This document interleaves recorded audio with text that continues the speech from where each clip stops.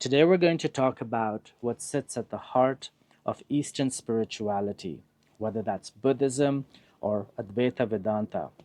At the heart or the kernel of it all is one thing that if you understand and embody it, it can radically improve your relationships, your productivity at work, or even overcome any sort of psychological challenges. In a few minutes, you're going to understand what Eastern spiritualists have been trying to explain for centuries. This could be the kryptonite you need to overcome your psychological problems. According to Eastern spiritualists, what sits at the root of all of our suffering is our identity. It's our concept of ourself. So we fight to uphold it. We protect our honor. We're always looking for crutches in order to validate who we think we are. And this process of preserving and creating our identity is what creates the entire spectrum of suffering. This includes anger, resentment, feelings of inadequacy, frustration, you name it. So, according once again to Eastern spiritualists, the root of human suffering sits within our concept of ourself and our identity. Which leads me to the question, what is our identity? Who am I? Who are you? If you were to ask someone this question, they would respond by saying things such as, I am a nurse, I am a lawyer, things that they do. I'm a podcaster. They may uh, talk about their relationships. I'm a father, I'm a friend, I'm a neighbor, or about essences that they exude. I'm an intellectual. I am funny. I'm curious. Now, all these are simply ideas and concepts. As famous Indian philosopher Jiddu Krishnamurti would say, we are simply a set of dead memories and verbal illusions. Now, the realization of this is that when we create our sense of self or our identity, it's always in relationship to something external to ourself. So when I'm saying that I am a neighbor, I need to have a neighbor to identify myself as a neighbor. I need to have a child to identify myself as a parent. Or I may say that I'm curious, I am funny. Now, I am curious in relationship to the rest. I am funny when I compare myself to others. Now, my challenge to you is, and this is a really interesting exercise, try to come up with an identity or a concept of who you are without referring to something external to you. And when you try this process, you realize that your entire sense of self is quite external. It's not related to who you really are within you.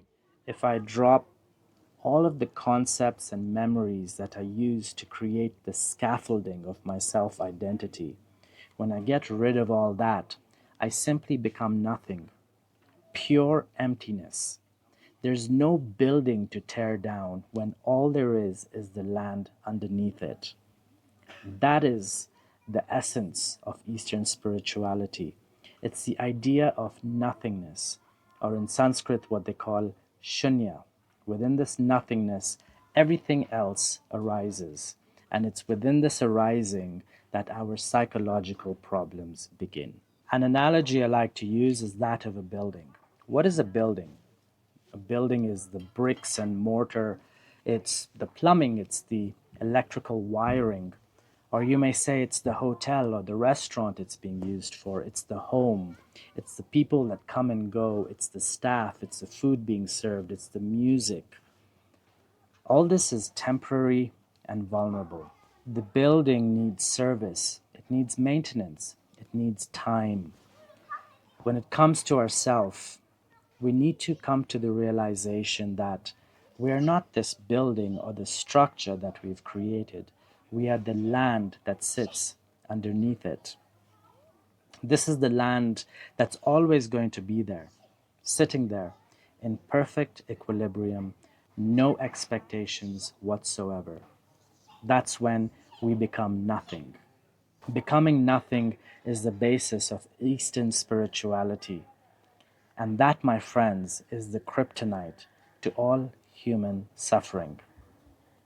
So, how do you become nothing?